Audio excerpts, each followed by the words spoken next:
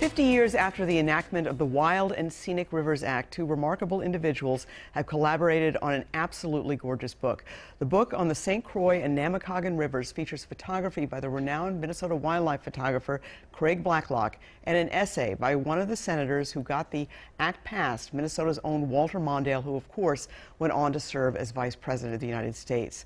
There is a museum edition of the book as well as a collector's edition and a coffee table version, which is right behind me, and Craig Blacklock joins me now. Thank you so much for coming in. We certainly appreciate it. Thanks for having me. All right, and as I talk to you, we're going to show pictures of this amazing book, which actually is only available on your website, stcroixphotography.com. Correct. So folks, if you want it, the coffee table edition, $90.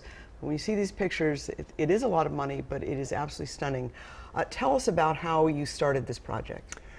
A friend of mine suggested that I look at the possibility of doing a book on the St. Croix River. I live in the watershed, but I really didn't know much about the river. I did an exploratory first paddle, and I totally fell in love with the diversity of forest types, the geology.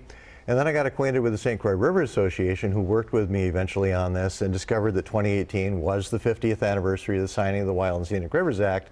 Everything fell in place. We connected with Vice President Mondale on doing the foreword for the book.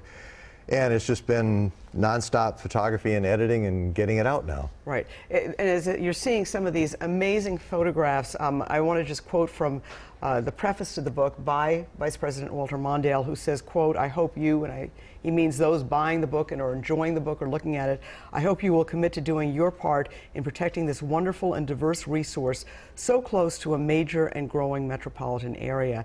And I love that comment because these rivers are close by. I mean, for people who can't get to the boundary waters, this is our backyard. Absolutely. I've spent the last 2 days at Midwest Mountaineering talking with people and watching them look through the books. For them, these are our rivers. Whether you're in Minnesota or Wisconsin, we think of them as our own rivers or my river.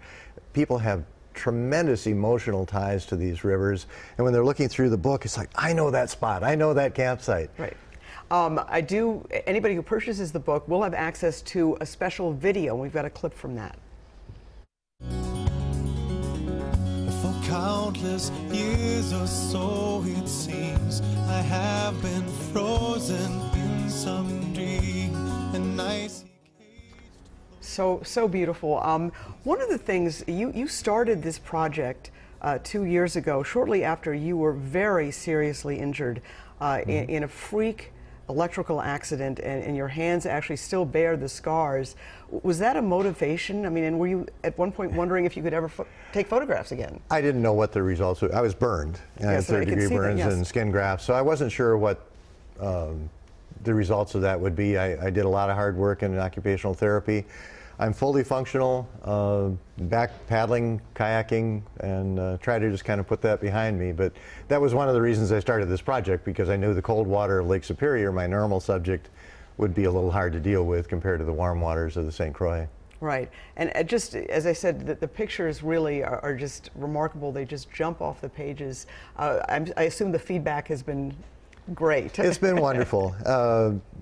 As I mentioned when I'm talking, the subtitle, The Enduring Gift, these are the places we've given ourselves, but it's also the history of this, with Northern States Power giving 24,000 acres to the national park system and the state parks, their gift to us as well. Okay. And it's our job to preserve that gift. Okay.